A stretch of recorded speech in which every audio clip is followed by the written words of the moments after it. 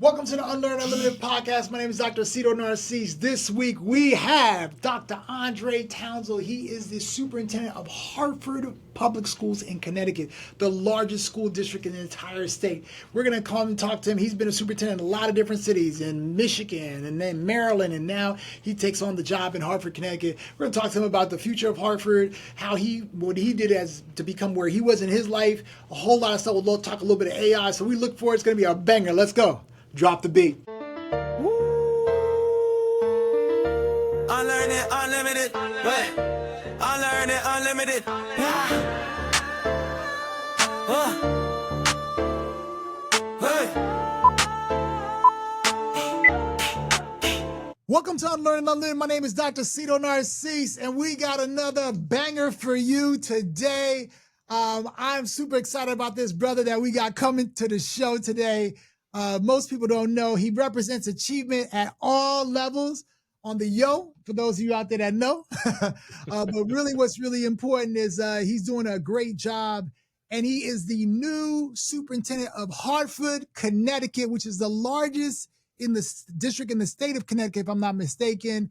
I'd like to welcome Dr. Andrae Townsel. How you doing, Dr. Townsel? Hey, man, I'm blessed. Thank you so much for inviting me onto your podcast. Oh, man, we're super excited. Listen, people don't know, we love to talk about the clash between education and culture, right? So the reason we call this Unlearned Unlimited is we talk to people about things that they've learned, they said they didn't have to learn, and then Unlimited is about all the solutions. And you're in a position, because you are like the person in charge of the entire school district in the city of Hartford, Connecticut, to make decisions and work with people to move them in a place to make decisions and make things happen, right? Yes, that's indeed. the influence you have, right? So we were like, listen, let's talk to you about what's going on in your world, your city. We know you just got there. I know you used to be in Maryland, and you've been in a whole lot of places, Michigan. I can go down the list, right? You are an educator that started from the ground and work your way up to where you are today and been in a lot of different cities. And so we know Hartford, Connecticut is fortunate to have a superintendent like you and the experience you have to help their children to do well. So we just want to welcome you. So let me just say a couple of things I know about you. Okay. And then after that, I'm going to let you tell us about yourself. Because one thing we've learned, the best people to tell you about themselves is themselves, right? So here's something. We did some homework on you, as we always do now. It's not just me, it's a crew of us, right? You got your picks up on the board, and we if you had anything on there, we writing, right? Gotcha. So we know you from Detroit. You're a native of Detroit. You're a former student athlete, right? You're a 3-time graduate from Howard University.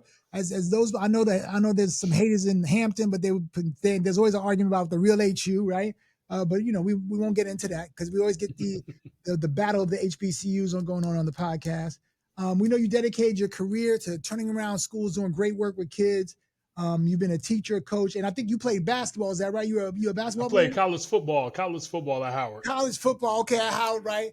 And we Offensive tackle. And we know you do supermodeling and all that. Oh, stuff. yeah. I could not be as good looking as you in that space, but hey, I'll take it where I can. But Hartford, Connecticut is the largest, for those people that don't know, our audience is the largest school district in the state of Connecticut. Very urban, got all type of cities. We'll let Dr. Townsel talk about that. But before we go down that road, Doc, tell us a little about yourself, what drives you, who you are, and what brought you into this world of education. Absolutely, man. Thank you for the opportunity. Dr. Andrae Townsel, Superintendent of Hartford Public Schools, the capital city in Hartford, Connecticut. So I'll say this, man. Look, born and raised in Detroit, Michigan, student athlete in high school, earned a football scholarship to Howard University. And that football scholarship turned to a bachelor's, master's, and ultimately a doctoral degree. Let me tell you, the reason why I decided to go into the field of education is because when I was in high school, man, I thought I had it all figured out. I'm going down a particular road. You couldn't tell me nothing. I'm ready to, start working at CVS and ultimately becoming a truck driver. But my coaches continue to encourage me to not only be the best student athlete I could be, but to take the ACT and get my test scores up because my GPA was too low to pass the NCAA clearinghouse. Okay. Long story short, it took me 3 times to pass the ACT. The third time was a charm. Score was high enough to pass the NCAA clearinghouse and was able to go off to Howard University on a football scholarship. The reason why I'm in education is to do that for young people, man. These educators did not let me slack, didn't Yeah, let me yeah, go where I yeah, wanted to go. It changed the trajectory of my future. And that's what I'm looking to do. And also, it's important to share, I worked at every level of the education field. I started my career in the District of Columbia as a gym teacher in an alternative school. So okay, I was a teacher, I was a student teacher, a teacher, a coach for boys football, boys basketball, girls basketball, athletic director, dean of student, specialist of student discipline and school climate, assistant superintendent, high school principal, assistant principal, and a highly effective superintendent in Michigan, exceeds expectations superintendent in Maryland, where I also served as the president of the Public School Association, and now superintendent of Hartford Public School. Their superintendent retired after being here 8 years, and yeah. they were aggressively looking for a new leader to lead them into the future, up into the new decade of the 2030s. And here I am, man. So I'm blessed. It's a privilege, and it's an absolute pleasure. So let me clarify for our audience. So in other words, if you was on the Breakfast Club and Birdman said, put some respect on his name, because this man has 100%, done, he's 100%. done it all, right? So, so there's not a job he hasn't done in that space, right? But I think what's the most important thing is that, you lived the life of a lot of these kids, right? So you speaking from, grinding and making that success, right? That consistency and that passion. And I think that to me is where we always see like the leaders that it shine the most are real clear about, right? Yep. And so I think, I'm very fortunate. I think the city of Hartford is very fortunate to have you as their new superintendent. Well, let's get into some stuff, right? Because Hartford is not an easy job. I think Hartford, Connecticut is a beautiful city, rich history, got all that stuff.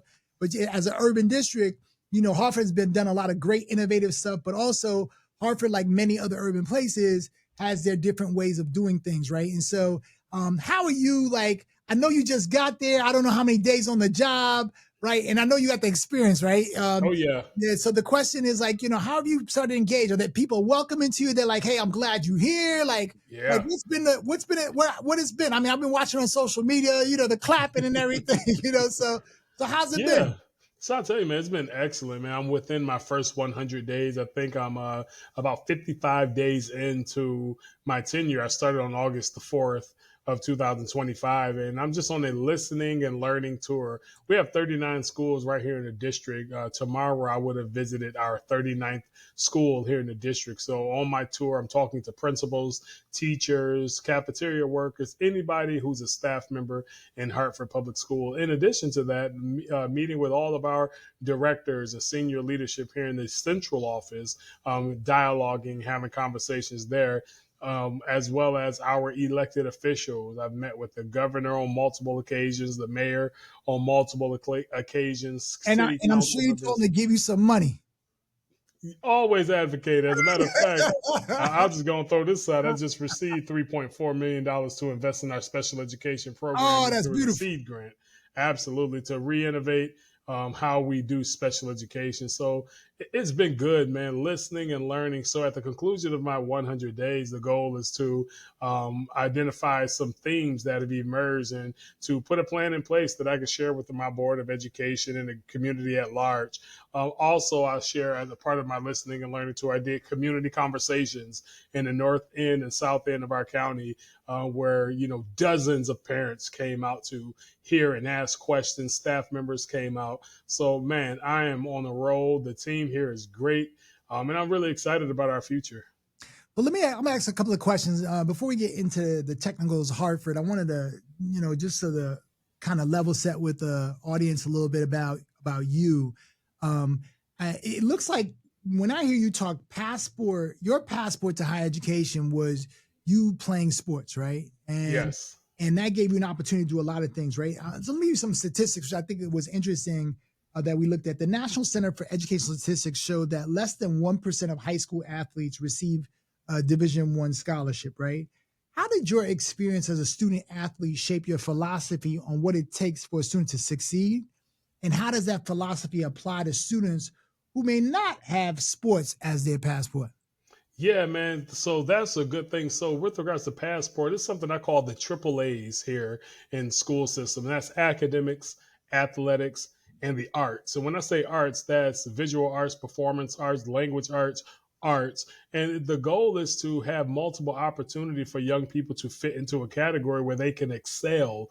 Additionally, when I talk about athletics, that also includes electronic sports, esports, because there are secondary opportunities where universities across the country are offering scholarships as well. So it's really maximizing the potentiality of the school system and giving multiple options to our young people to be successful, whether it's college, career, or ultimately military. I would also share that I'm so blessed here to be in Hartford Public Schools because we have something called the Hartford Promise. And what that Mm. shares is that any student who lives in the city of Hartford and attend a Hartford Public School, maintain a 3.0 grade point average and a 93% attendance rate, they are guaranteed up to a $100,000 scholarship to a college of their choice, not limited to the state of Connecticut.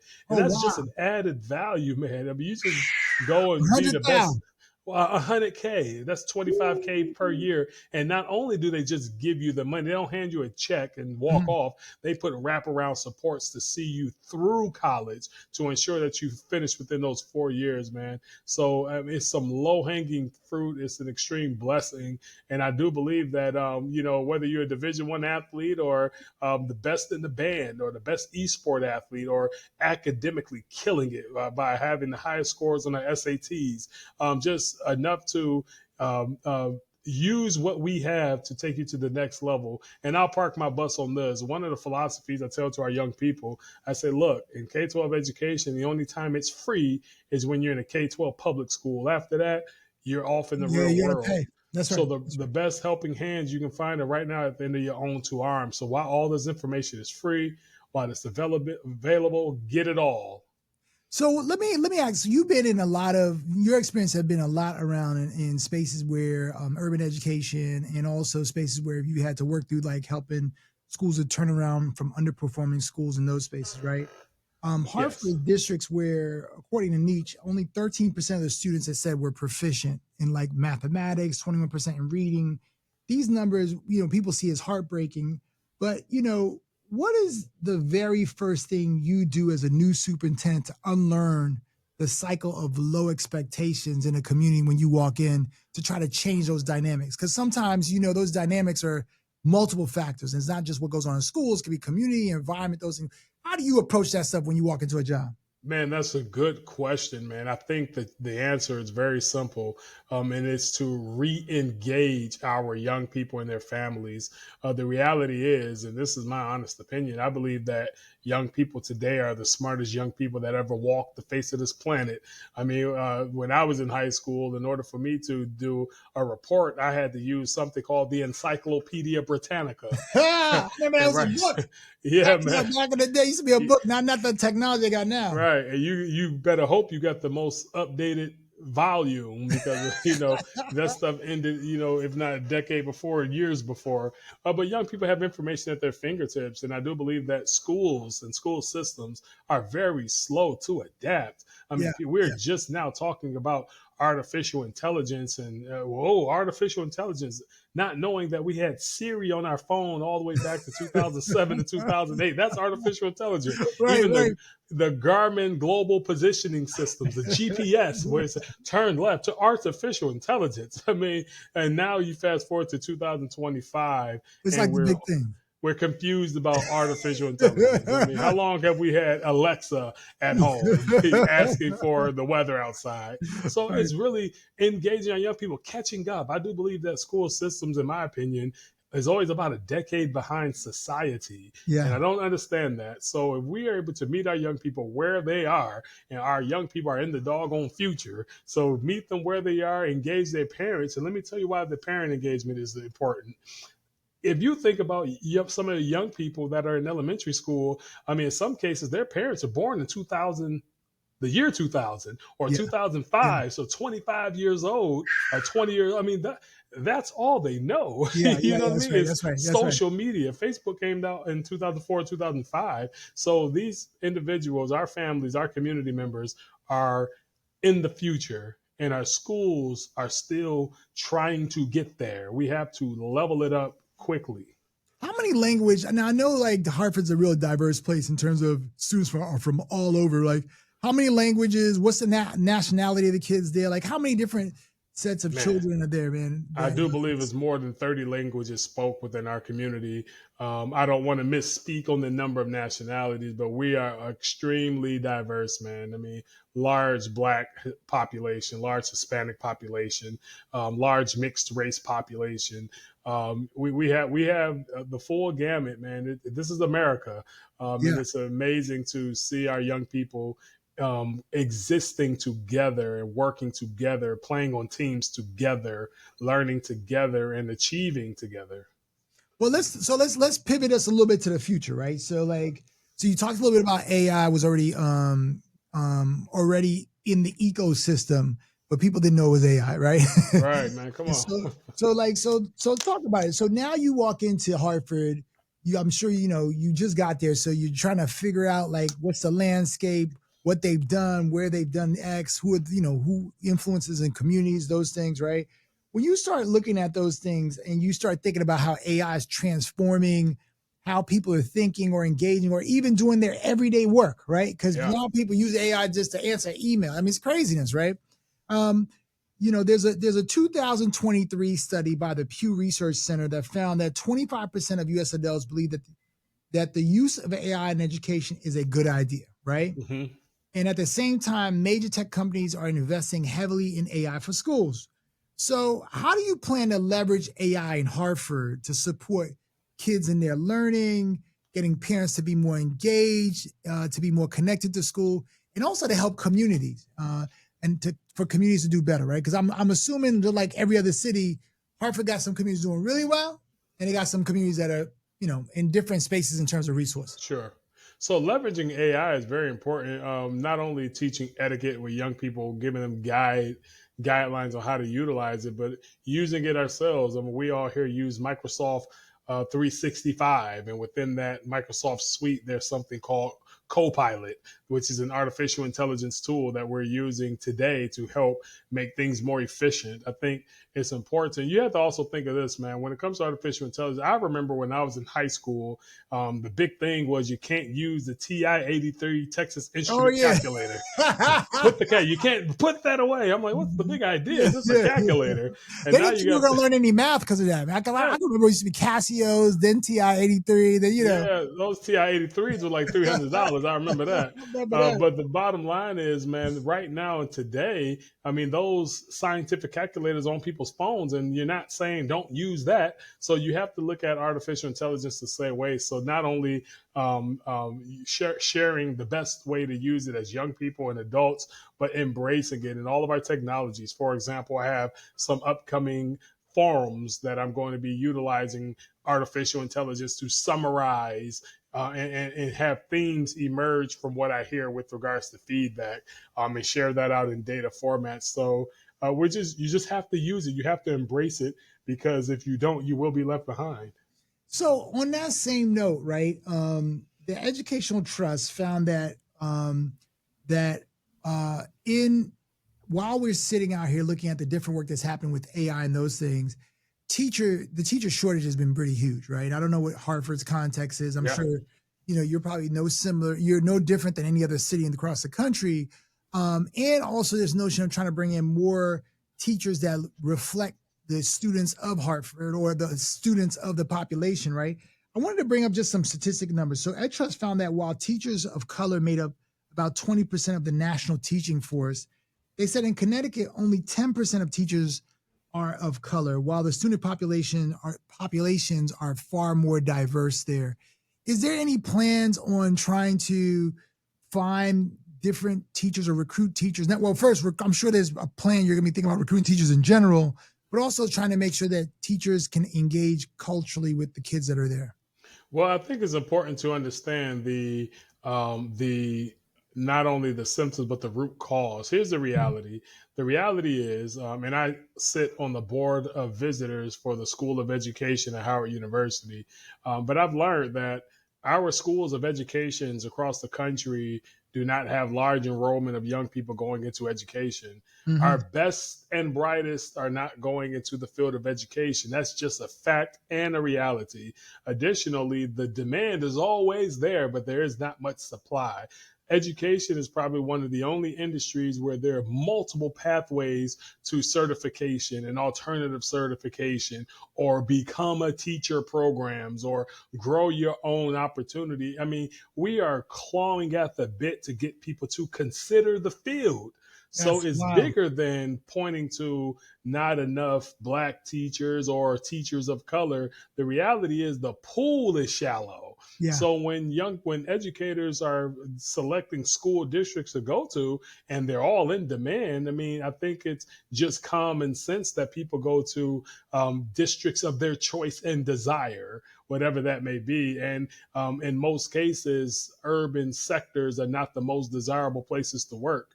So the question is, how do we re-envision the perception of what it means to be a teacher? The cliche that was from yesterday is still today. Teachers don't make any money. The same cliche from yesterday is those that can do, those that can't teaches. You know, it's the education does not have a good reputation. I never forget football scholarship, Howard University. I call my mother and say, Mom, I know what I'm majoring in. She said, what? With all the excitement. I said, physical education. And she said, Andre, you went to Howard to become a gym teacher? And I'm like, okay. Either my Yeah, mother they make didn't it sound like respect the it's like field. the worst mistake in the world, man. It was a disappointment. You know, Yeah, because you yeah, go to college, you think lawyer, doctor, engineer. You yeah, don't think education because the field is not respected. So that's yeah. the fact, man. I mean, we But can talk.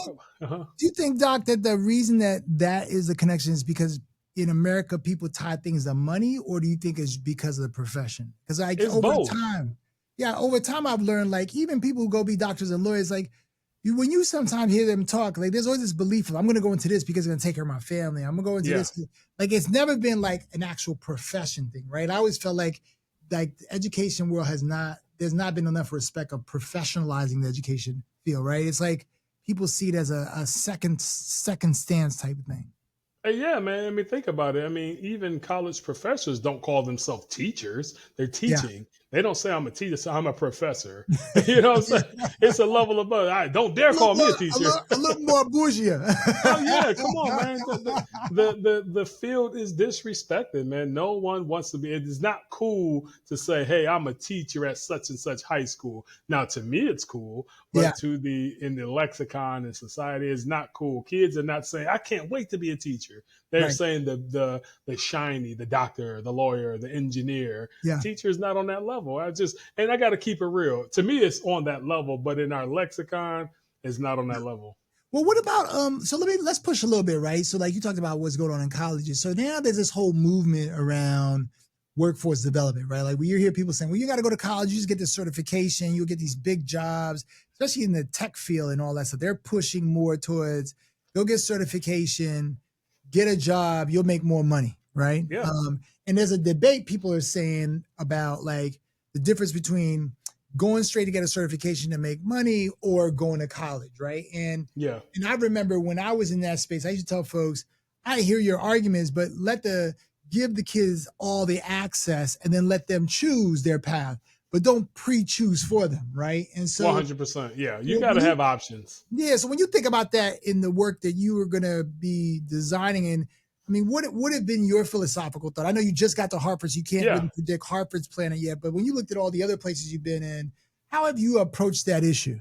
Man, I've approached it by making it available and make it the best system possible, just so young people can have that opportunity. Again, academics, athletics, and the arts, and career technical education and apprenticeships and those things, that falls under academics because you have to meet a criteria to get those certifications. So yeah, man, I mean, and in some cases you can come out well, in the welding industry, making $60,000, which is the starting salary of a teacher after going to school for 4 years. So it's all about not only your passion, but it's also how the profession is designed. Public education, can absolutely use a nice little redesign. And in some areas they're doing that. When I was superintendent in Calvert County Public Schools in the state of Maryland, we had something called Blueprint for Maryland's Future, where we put in the law that teachers must make a starting salary of $60,000 by July 1, 2025, Oh, and wow. that absolutely happened. But some school systems across our country have not caught up to that. Yeah. But if you can come out into as a welder or an electrician, making that after an apprenticeship coming out of high school, then that's the competition.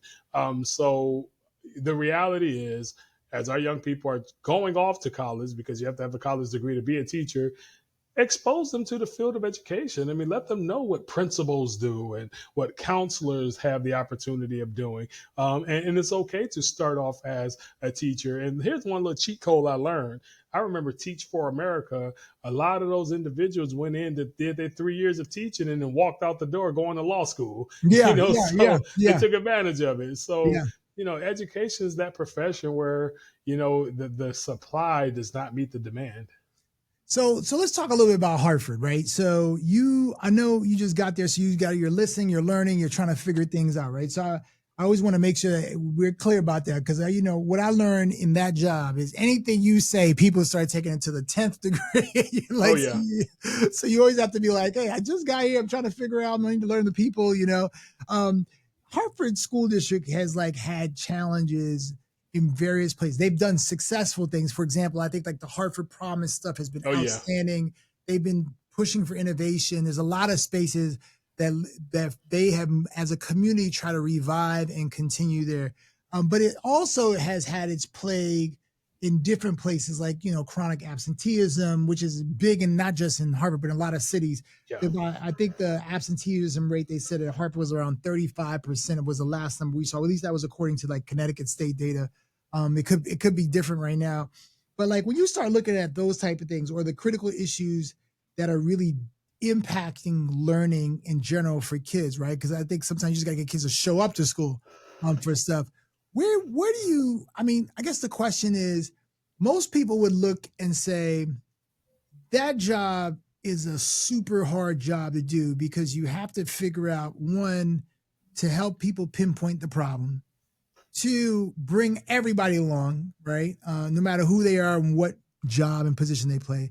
And then number three, make sure that they can fund whatever the strategy is going to be, right? And be invested in that community, right? And so, I mean, how are you thinking about that in terms of approaching? I mean, I know you've done this already in the Detroits and in the Marylands and different places, but what has been your initial thoughts so far?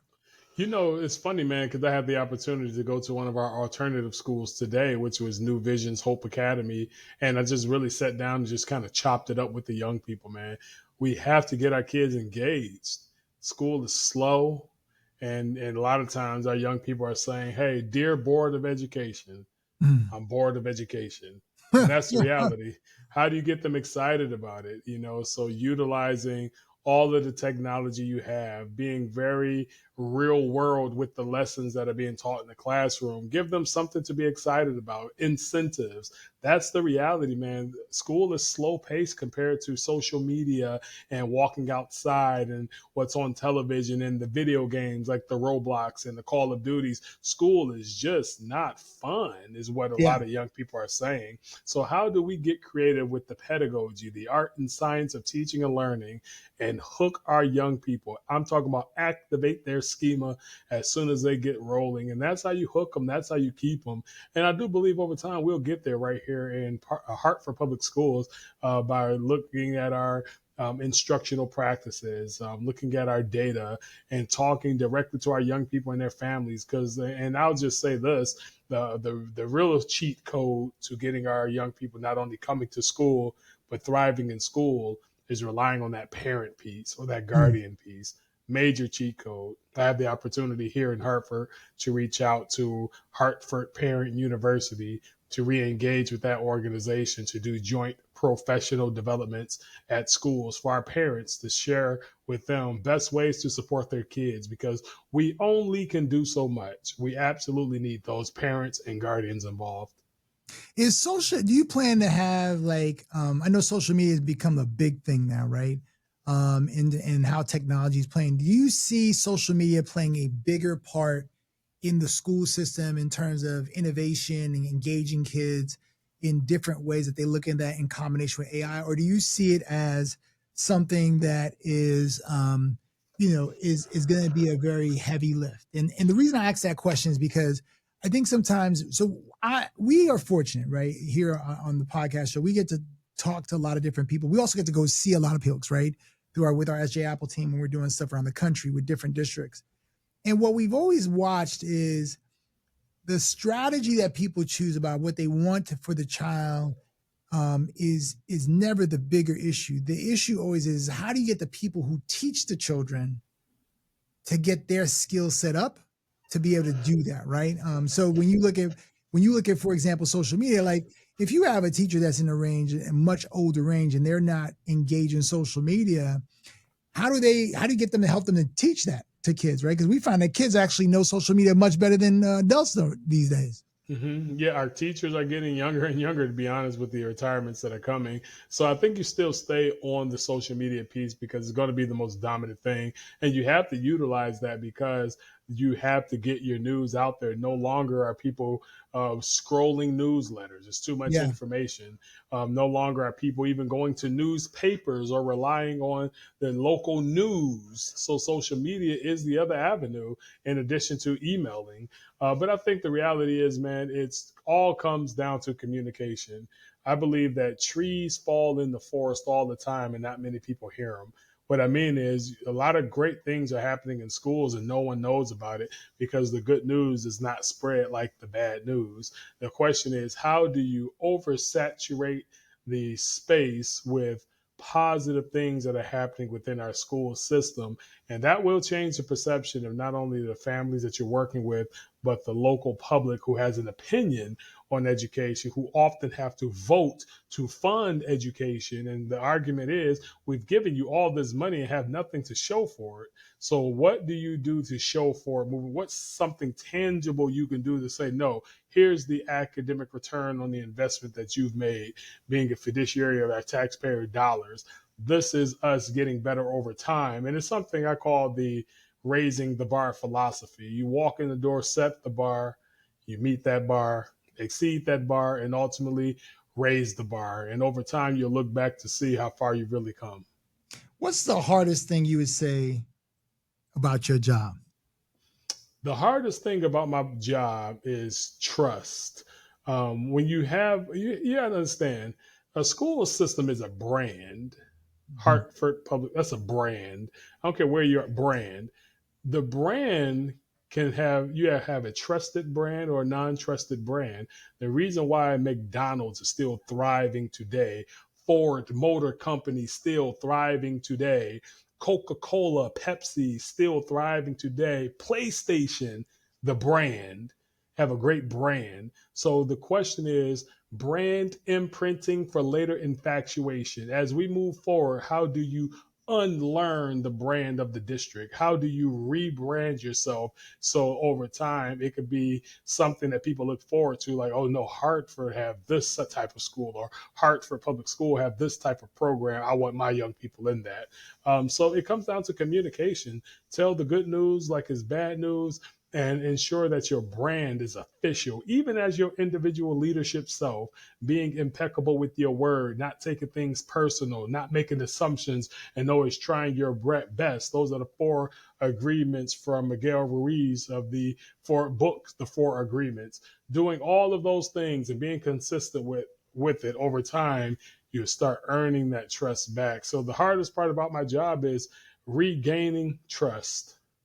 So let me ask this question. So sometimes we'll talk to superintendents, and we're always asking them, people are saying, well, they want to know what the superintendent can do for them, right? But I'm going to reverse that question, right? Because I think superintendents never ask their communities, here's what I need from y'all to be successful, right? So If I had that reverse that question, I said, if we had the opportunity to say, in order for me to be successful, to lead you guys to the next level, to be the best of the best urban districts in the best district, right? In the entire United States of America, community members, staff, city officials, whatever you're of, I would need these three things from you. What would those three things be? I think the very first thing would be to signal boost the message, which is a form of communication. Hey, anything that we put out, tweet it, retweet it, share it, reshare it, post it, repost it. Because, if you have 16,000 kids, that means possibly 30,000 parents. And if everybody's doing that, we're probably talking about 60 to 75,000 things going out. That's if you get 100%. But sharing the great things that are occurring. The next thing is be engaged. Stay locked in. Don't let things happen to you. Be a part of the process and make sure that things are happening with you. So when there are forums or opportunities to provide feedback, get that feedback out there and put it in, because if you don't, politics take over and people have agendas because we didn't hear from the people. And the very last thing I'd say is to try your best, families and community members. Do your part. So we're going to hold it down while we got them between these four walls. But when they get into your communities and get into your programs and go back into your home, let's ensure that our messages are aligned by having our young people be in the best versions of themselves in every environment. So here's the three things I got. Signal, boost the message. The second thing I heard was be engaged. And the third thing was try your best. 100%. I always tend to try to ask superintendents that question because, I always think of the job as an impossible Superman job or Superwoman job, right? And sometimes people think you guys have to walk on water to get everything done. And I tell folks, it takes a whole community to do it. It is not a one person thing, right? I always just see superintendents as the maestro of the choir, right? They're trying to just get people to work towards a particular direction and vision to elevate their voices and be able to make sure that the children get what they need. Let me ask you this question. Now, with all the experiences that you had and all the success you've had, what would you tell your younger self if you were going back to start over again, not as a teacher, but in this whole space of administrating and supporting cities and students and all this other stuff? What would be the things you would tell yourself, your younger self? I would tell my younger self to, Andre, listen, trust the process. It really works. Because that's the reality, man. A lot of time when you're young and you're coming up and you're trying your best to do the right thing, a lot of times you can get discouraged and get unmotivated or have a lack of discipline because you don't see the end of the road or you can't see the end of the tunnel. But if you just hang in there, I think it's the University of Michigan who has a banner up that says, those who stay will be champions. So it's saying basically stay the course because people are going to drop off for one way or another, but you stay the course. You keep doing what you're supposed to do. And when you look at the scoreboard, it takes care of itself. It's a really good leadership book, man, that I read to this day. I'm going to read it for the third time, probably before the year is out. It's by legendary football coach Bill Walsh. And the name of his book was called The Score Takes Care of Itself. And the basic philosophy in that book was, if you do what you're supposed to do, if you do what you're supposed to do, and you do what you're supposed to do, when you look up at the scoreboard, it'll take care of itself. That means we winning. So just do what you're supposed to do and leave nothing on the table and no regrets. And the score will take care of itself. What do you want Hartford? I know you just got there and your tenure is just beginning in Hartford, but when your tenure is done, right? Because there's always a time that, superintendents are there and then they move on. What would you want to be known as? This was a superintendent that ... What would you say? How would you finish that sentence? This is a superintendent who left a legacy, not only with longevity, but across the district, increased enrollment at every last one of our schools in all of our zones and regions, increased academic achievement, proficiency in literacy and numeracy, higher graduation rates, fiscally responsible, no deficit. I mean, all of the positive movement of raising the bar at every level. That's how I know I was a great superintendent.